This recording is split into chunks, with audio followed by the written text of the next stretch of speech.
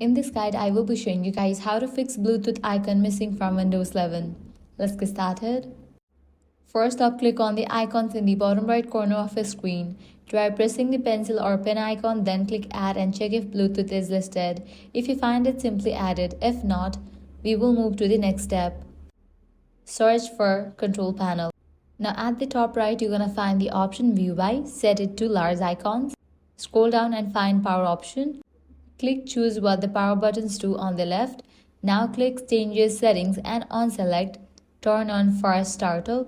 Make sure to save the changes.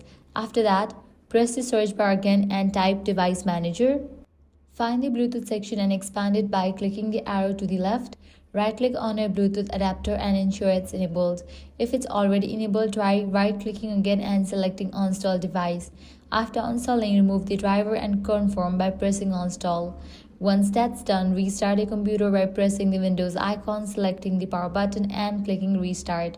After your PC restarts, the Bluetooth icon should appear in the system tree. And that's it. If this guide helped you out, do not forget to like, share and subscribe.